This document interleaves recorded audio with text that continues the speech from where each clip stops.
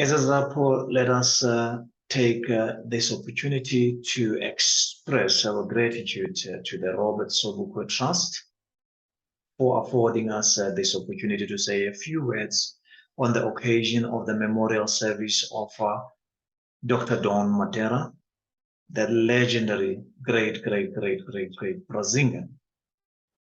Let us also take this opportunity to convey our heartfelt condolences to the Mattera family and the Pan-Africanist Congress of Azania, one organization, liberation organization that has contributed so much to the Azanian revolution. It is Brazinger that we are talking about. And I imagine that a Brazinger, in his youthful fashion, in his vibrant fashion, a man who did not feel his 87 years, a man who could simply carry it in his youth,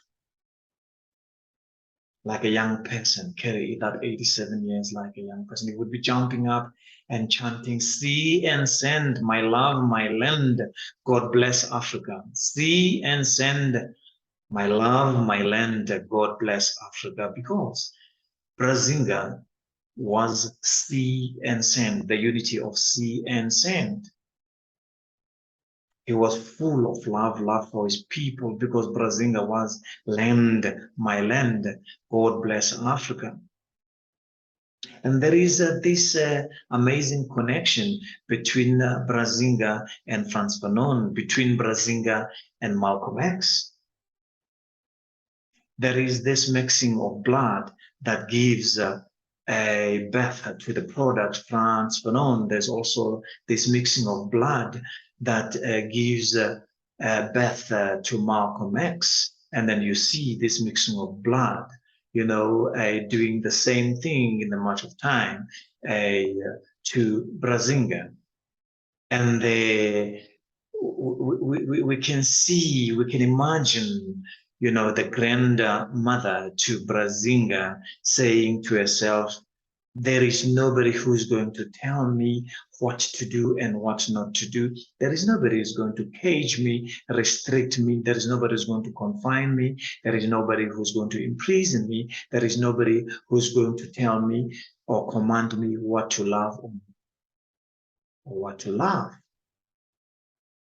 In other words, I'm going to love what I like. I love what I like.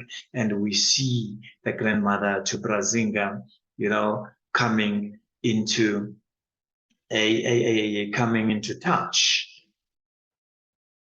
with a person who would later be the grandfather to Brazinger. And then we see Brazinger, and we see Brazinger, we see Brazinger. And so it is that we appreciate, you know, this rebellion that comes out of this mixing. We appreciate the rebellion that comes out of this mixing. This mixing that starts with black and ends with black. Starts with black, but ends with black. Let me plead with the PAC to allow us to say some of the things that some people may not know about Brazinger. I don't know if many people know that Brazinger was one of the founders of the Black Consciousness Movement, alongside Steve Biko and others. It is Brazinger who founded the Union of Black Journalists, UBJ, during the time of the Black Consciousness Movement. It is Brazinger, because of his activism at the time, who got banned alongside Steve Biko in 1973 up until 1982.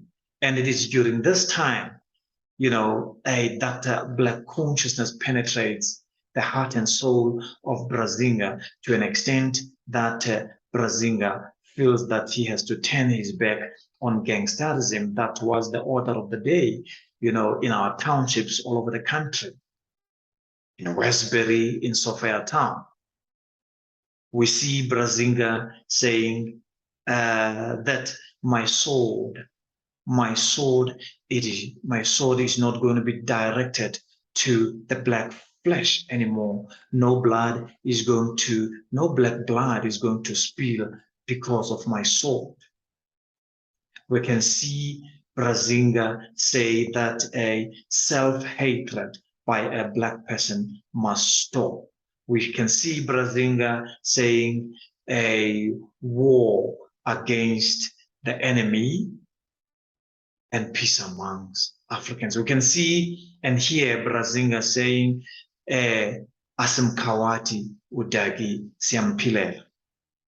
We can see Brazinga saying there must be peace in the black community. There must be love in the black community. And we have to worry, therefore, that today we now see the return of this self-hatred. We can see and we hear and we read about it, where black people go into the taverns, where black people are having fun. The little fun they can have in the places they create themselves out of their own creativity, and say, there is no peace for us anywhere.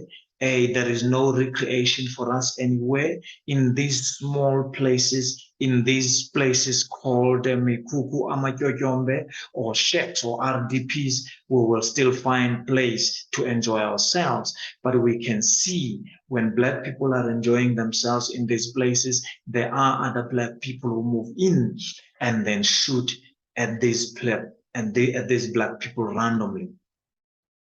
We were told that in Gungundov this happened. We were also told that recently at the Nomzamo township in Soweto near Orlando East, the same thing happened at the Mtlalose tavern, where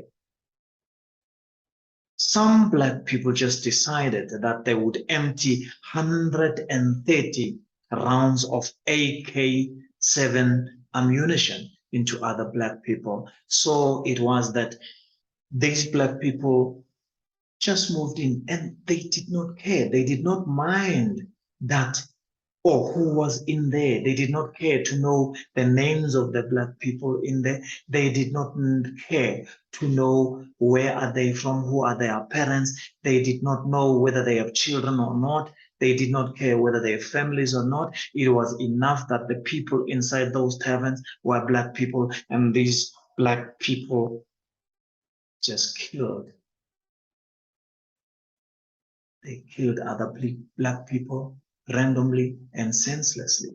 And this is why we've got to think of Brazinga, because Brazinga decided it's a time that my sword is not going to be directed at another black person. And we've heard just recently in Alex, just young black people in the heat of the night just decide to walk the streets and hunt out other black people and shoot them down on sight. Every black people they see in the street, they shoot them dead. Why? They themselves don't know. It is enough that you are black. For the only reason, sole reason that you are black, you deserve to die. It is painful that this time around that we are dying at the hand of another black person. It may be that we are not aware and we don't see that there is in motion a white hand directing all this. It may be that we don't know, but what we see is another black hand at the throat of another black person. And that is why this afternoon we think about Black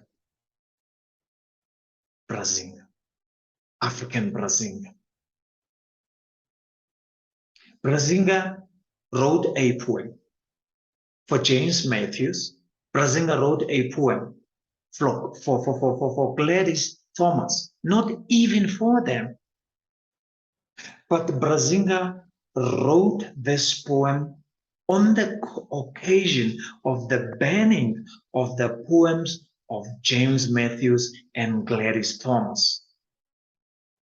And Brazinga wrote this poem, which went like this: the poet must die.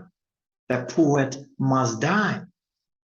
But why did Brazinga say this when he himself has to die? It was as if he was talking to himself. The poet must die, because Brazinga was aware that the kind of sacrifices, the kind of daring that he was displaying in fight for himself, fight for his own, fight for his kind, for his own people, he knew that because of that courage, because of that bravado, the poet has to die, the poet must die. And Brazinga writes, the poet must die. His murmuring threatens their survival. His breath could start a revolution. So therefore, the poet must be destroyed. Ban him, send him to the island, call the firing squad, but remember to wipe his blood from the wall. Crush the house, kill the neighbors. If their lives are to survive, the poet must die. Listen to this. Brazinga is saying, call the firing squad. But when you call the firing squad to kill this poet, please don't forget to wipe his blood, because his blood will haunt you. Please don't forget to crush the house,